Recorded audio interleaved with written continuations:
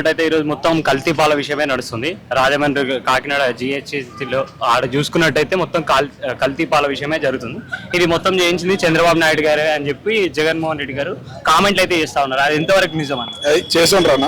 ఎందుకంటే వాళ్ళు ఇప్పటి నుంచి కాదు ఆ పాలు అమ్ముతుంది. వాళ్ళు దగ్గరగా 40-50 సంవత్సరాల నుంచి అలా వారసత్వ పరంగా వాళ్ళు అక్కడ అమ్ముతున్నారని చెప్పేసి టాక్ కూడా వచ్చింది.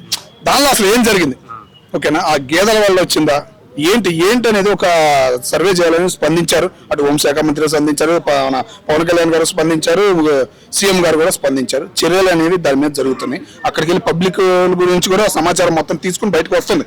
కానీ ఎలా జరిగింది, ఏదైనా ఫోర్వర్డ్ ఇచ్చారా, ఏదైనా ఒక రకమైన ప్రయోగం ఏదైనా చేయాలని చూసారా అనే ఆలోచనలు కూడా అక్కడ వస్తున్నాయి. కాబట్టి మొత్తం డేటా అంతా 2 రోజుల్లో పోలీసులు బయటకు తీస్తారని ఆశ అయితే ఉంది. అంటే మృతుల సంఖ్య కూడా రోజు రోజుకు పెరుగుకుంటా పెరుగుతుంది. ఆల్రెడీ ఇప్పటికే 4 మెంబర్స్ చనిపోయారు కదా, ఇంకా పెరుగుతా ఉంది. అంటే ఎంతవరకు పెరగబోతుంది? అది తూర్పుగోదావరి దాకా కూడా విస్తరించింది అనే సమాచారంతో ఎక్కడికక్కడ బ్రేక్ చేశారు.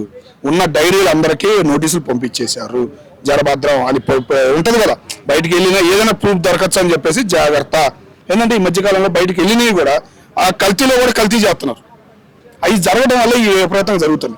ఏంటంటే అతి ఆశ అయిపోయి బయటికి వెళ్ళిన పాలలు ఆ డైరీల నుంచి కానీ వేరే డైరీల నుంచి కానీ బయటికి వెళ్ళి వేరే కల్తీ అయిపోతుంది. అట్లా చేయడం వల్ల జరుగుతున్న అనర్థాలే ఇవన్నీ. కంపల్సరీగా గవర్నమెంట్ స్పందించింది, నెమ్మదిగా రియాక్షన్ కూడా అట్లాగే ఉంటుందని మేము అనుకుంటాం. అంటే ఇప్పుడు ఆ నలుగురు తాగిన పాలని ఇంకో 70 మంది దాకా వాళ్ళు కూడా తీసుకున్నారట. వాళ్ళ శాంపిల్స్ కూడా కలెక్ట్ చేసి ఇంకా వైద్య నిపుణులు ఎవరైతే వాళ్ళంతా కూడా టెస్టులు చేస్తూ ఉన్నారు. అంటే దానికి తగ్గట్టు మెడిసిన్ ఇట్లా ప్రొవైడ్ చేస్తారు. దిగారు ఆల్రెడీ డాక్టర్లు తిరిగారు, ఎవరెవరు తాగారు ఏంటి డేటా, చిన్న పిల్లల గురించి మొత్తం అంతా డేటా అంతా తీసుకుంటున్నారు. కంపల్సరీగా స్పందన అనేది వచ్చింది. ఇంకో ప్రాణం పోకుండా నిలబడేటట్టు చర్యలు అనేవి తీసుకోవడం జరుగుతుందన్న. అంటే 4-5 ఇయర్స్ నుండి కూడా వాళ్ళే సప్లై చేస్తారట. బట్ ఈ టైంలో ఇప్పుడు ఇలా జరగడానికి గల కారణం ఏమై ఉండొచ్చు? వాతావరణ ఎఫెక్ట్ కూడా ఉంది. డైరెక్ట్ గా పాలనడానికి కూడా లేదు, వాతావరణ ఎఫెక్ట్ కూడా ఉంది అని కళాకారులుగా డాక్టర్లు కూడా చెబుతున్నారు. మరి అది ఏంది అనేది మొత్తం డేటా అంతా తీసుకుంటున్నారు. కాబట్టి 2 రోజుల్లో పోలీసు మీటింగ్ పెడతారు, మొత్తం డేటా అంతా చెబుతారని మేము ఆశపడుతున్నాం. ఇవి చంద్రబాబు గారు చేయించే మరణాలే అని చెప్పి జగన్మోహన్ రెడ్డి గారు ప్రెస్ మీట్ పెట్టి కూడా చెప్తా ఉన్నారు. ఆయనకు సందు దొరికిందని చెప్పి. ఇది ఎంతవరకు కరెక్ట్? ఆయనకి ఏమి దొరకపోతే ఏదో దాని మీద ఆడవాలి అని చెప్పేసి అని మాట్లాడిన ఆయన అసలు అసెంబ్లీకే రాడు. ఆయన గురించి మనం మాట్లాడినా కూడా వేస్ట్.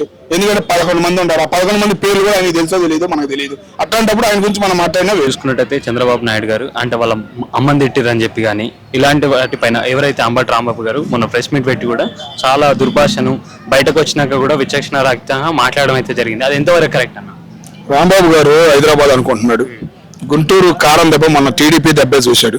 త్వరలో ఏంటంటే జనసేన దెబ్బ, గుంటూరు కమ్మ దెబ్బ కూడా ఆయన చూడబోతాడని చెప్పేసి కళాఖండగా చెబుతున్నాను. ఎందుకంటే నోటి తుల తగ్గట్ల 18 రోజులు జైల్లో ఉండొచ్చా. జైలు అంటే ఏదో కామన్ అయిపోయింది, కేసులు అంటే ఒక కామన్ అయిపోయింది, పోలీసులు అంటే ఒక భయం అనేది లేకుండా పోయింది. ఆ కానిస్టేబుల్ ఏం మాట్లాడుతున్నాడు, ఏం మాట్లాడి చేసేసారా నా ఇల్లు తగలబెట్టి. మరి నువ్వు చేసిన నోటి దొలవల్లగా మాట్లాడు. ఆడ పోలీసులు ఏడున్నారు, నీ ఇల్లు తగలబెట్టినప్పుడు పోలీసులు ఉండారా? నీ ఇల్లు తగలబెట్టినప్పుడు పోలీసులు ఉండారా? నిన్ను పలకరించడానికి వచ్చినప్పుడే, మీ ఇంట్లో పలకరించడానికి వచ్చినప్పుడే నాగపోయినాయి. మరి అవన్నీ బయటికి చెప్పచ్చు నువ్వు. నీ ఇల్లు తగలబెట్టారని చెబుతున్నావు అంత గర్వంగా. ఎందుకు తగలబెట్టారు?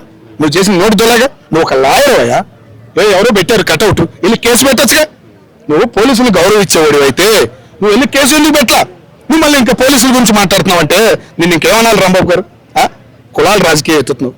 పవన్ కళ్యాణ్ గారు రాజకీయ పరంగా ఆయన పార్టీ పరంగా 10 సంవత్సరాలు కష్టపడ్డాడయ్యా. 10 సంవత్సరాలు రాష్ట్రం కోసం కష్టపడ్డాడు ఆయన. ఒక ప్రతిపక్ష నేత పెట్టిన టార్చర్లకి నిలబడి కష్టపడ్డాడయ్యా. నీకులాగా ఆడికాళ్ళు ఈడికాళ్ళు పట్టుకోలేడు. కళాకారుడిగా నిలబడ్డాడు, కలిపాడు, 2 గవర్నమెంట్లు కలిపాడు. కేంద్ర గవర్నమెంట్ కి అవసరం వచ్చేటట్టు చేశాడు ఆంధ్ర గవర్నమెంట్ని. అది పవన్ కళ్యాణ్ అంటే. ఏం తెలుసు నువ్వు మాట్లాడుతున్నావు? పూర్తిగా తెలుసుకుని మాట్లాడు, లేదా తెలియదంటే నోరు మూసుకుని కూర్చో. అదేవిధంగా అసెంబ్లీలో మన వెంకటేశ్వర స్వామి పటాలను, చిత్రపటాలను చెప్పులు వేసుకొని అవి ప్లకార్డ్ లాగా పట్టుకొని వైసీపీ కర్తలు అవి పట్టుకోవడం ఎంతవరకు కరెక్ట్? అంటే హిందూ ధర్మాన్ని కానీ సనాతన ధర్మాన్ని కానీ పోగొట్టినట్టే కదా ఈ విషయంలో చూసుకున్నట్టయితే. అన్న మెయిన్ టార్గెట్ చేశారు వెంకటేశ్వర స్వామి. ఆయన కలియుగ దేవుడు. ఆయన జోలికి వెళ్ళినాడు ఎవడు బాగుపడిన చరిత్ర లేదు. ఆయన గురించి మనం ఇంకా మాట్లాడినా కూడా ఇట్లాంటి పనికి మాలిన ఎదవలు చేసే పనుల గురించి కూడా మనం మాట్లాడినా మనల్ని కూడా బాధేసింది. మాట్లాడాలన్నా బాధేస్తుంది. ఆ దైద్యులు మాట్లాడిన మాటలు కానీ వాళ్ళు వేసే ఆస్తలు కానీ ఎట్లా ఉన్నాయంటే ఒక రకంగా ఉన్నాయి. ఓకే, అది ఏంటంటే కల్తీని లడ్డు అంటే ఎంతో ప్రేమగా ప్రేమించి తినేవాళ్ళం అన్న. లడ్డు విలువను తగ్గియాలని చూస్తున్నారు. అది ఎప్పటికీ తగ్గదు. అది కల్తీ అయినా కానీ ఆయన మీద ప్రేమ అనేది ఉంటుంది, ఆ లడ్డు మీద ఆదరణ అనేది ఉంటది. ఈ ఎదవలు ఎన్ని ప్రయత్నాలు చేసినా అది దాని వ్యాపారం ఉండదు అనేది తెలుసుకోవాలి ముఖ్యంగా. అది అదేవిధంగా అంబటి రాంబాబు గారు చేసిన వ్యాఖ్యానాలు ఏవైతే పవన్ కళ్యాణ్ గారి పైన చేశారో ఇది కాపు కాదు అని చెప్పి చేశారు కదా, వాటిపైన కూడా పవన్ కళ్యాణ్ గారు మాట్లాడడం అయితే జరిగింది. అంటే ఒక్కొక్కరిని తోళ్ళు ఇస్తా మళ్ళీ ఇట్లాంటి వ్యాఖ్యానాలు చేస్తే కుల రాజకీయాలు రెచ్చగొడితే ఊరుకునేదే లేదు. ఎక్కడ రౌడీలు ఉన్నా సరే వాళ్ళకు రౌడీ షీట్ ఫైల్ చేసి అక్కడ వెంటనే చర్య తీసుకొని ఒక్కొక్కరిని ఏరి పారేస్తా అని చెప్పి పవన్ కళ్యాణ్ గారు అయితే వార్నింగ్ ఇవ్వడం జరిగింది. దీనిపై మీ స్పందన ఏంటి? గట్టిగా ఇచ్చారు అన్న, పవన్ కళ్యాణ్ గారు గట్టిగా ఇచ్చారు. ఎందుకంటే ఆ దైద్యుడు చేసినవి కుల రాజకీయాలు పిఠాపురంలో రీసెంట్ గా విన్నాం. పిల్లల మధ్య కూడా కుల రాజకీయాలు చేయాలని చూసిన పార్టీ ఏదన్నా వైసీపీ పార్టీ అనేది కళాఖండగా పవన్ కళ్యాణ్ గారు కూడా చెప్పారు. ఇప్పుడు అదే విధంగా నీకు రాంబాబు గారిని జైల్లో పెట్టినగానే వాళ్ళ కూతురికి అన్నా పవన్ కళ్యాణ్ గుర్తొచ్చాడు. ఎన్ని మాట్లాడినారన్నా ఎలక్షన్లకు ముందు పవన్ కళ్యాణ్ గారిని అంబటి రాంబాబు అనేవాడు ఎన్ని మాట్లాడినాడు ప్రతి ఒక్కరికి తెలుసు. పవన్ కళ్యాణ్ ఆదరించే వాళ్ళకి తెలుసు, పవన్ కళ్యాణ్ కులం పెద్దలకు తెలుసు, పవన్ కళ్యాణ్ కులం వాళ్ళకి తెలుసు, అందరికీ తెలుసు. కాబట్టి ఏంటంటే ఆడ వెనకమాల ఇంకా 4-5 ఉన్నారు. ఆ 4-5 కూడా పోగొట్టుకోవడానికి అలా చేస్తున్నాడు. ఇంకోటి ఆయనకి అర్థం కావట్లా, ఏదో ఎగిరేస్తానా నాకేదో సీట్ ఇచ్చేస్తాడని అనుకుంటున్నారు జగన్మోహన్ రెడ్డి గారు. ఈడి దగ్గరకు కూడా రానిడు. వంశీ గతి ఏమైంది చూశారు కదా రీసెంట్ గా. ఈడి గతి కూడా అదే పట్టెంతుంది. అది కాంపౌండ్. ఒక్క మాటలో చెప్పాలంటే నీ కళాఖండే చెబుతున్నా, జగన్మోహన్ రెడ్డి గారు ఈ రాంబాబు అనే ఆయనకి గుంటూరు జిల్లాలో రేపు నిలబెట్టాడు. అది అదేవిధంగా ఈ రీసెంట్ టైంలో మదనపల్లి ఇన్సిడెంట్ ఏదైతే ఉందో ఆ రేప్ కేసు గంజాయి మత్తులో చేసిన విషయాన్ని కూడా దానిపైన కూడా చంద్రబాబు నాయుడు గారు ఈరోజు ప్రెస్ మీట్ లో మాట్లాడడం అయితే జరిగింది. ఏమనంటే ఎవరైనా మత్తు పదార్థాలు వాడి గంజాయి మయం చేసి వెళ్ళిపోయారు వైసీపీ నేతలు కార్యకర్తలు.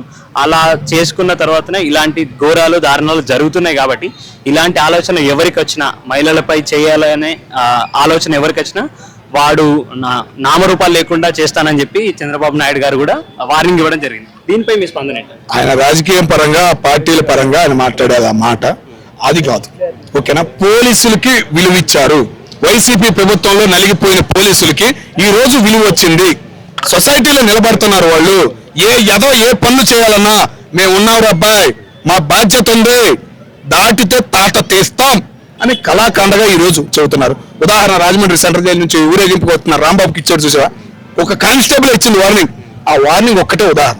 కానిస్టేబుల్ కి ఆ బలం వచ్చిందంటే చాలు, అదొక్కటే ఆధారం. వాళ్ళని మానిటర్ చేసేదంతా కూడా చంద్రబాబు గారు, లోకేష్ గారు అని చెప్పి రాంబాబు గారు చెప్తున్నారు. వాళ్ళని మానిటర్ చేస్తూ నాపై దాడి చేపిస్తున్నారు పోలీసులతో. అదే నిజమా? ఎంతవరకు కరెక్ట్? అరే బాబు, నీ మీద దాడి చేయడానికి, నీ గురించి ఆలోచించడానికి వాళ్ళకేం పని లేదనుకుంటున్నావు ఏంది? నువ్వేమైనా పెద్ద సినిమా హీరో అనుకుంటున్నావా? నువ్వేమైనా ఫీల్ అవుతున్నావురా నాయన? నీకు అర్థం కావట్లా. నీకు వంశీ కన్నా కొద్దిగా విలువ ఉంది. ఆ జిల్లాలో వంశీ కన్నా విలువ ఉంది. గుంటూరు జిల్లాలో నేను ఎవరు దేకడరా నాయన? నీ చుట్టూ ఉన్నాడు కూడా హైదరాబాద్ వాళ్ళే. ఖమ్మంలో ఏమైంది నీ పతి? ఒక షాప్కి ఏదో కొనుక్కెళ్తానికంటే వెళ్ళరా నీకు నేను ఇచ్చేది ఏందని తరిమేశారు. నీకు ఇంకా విలువ తెలియట్లా. ఖమ్మంలో కారం కొట్టి.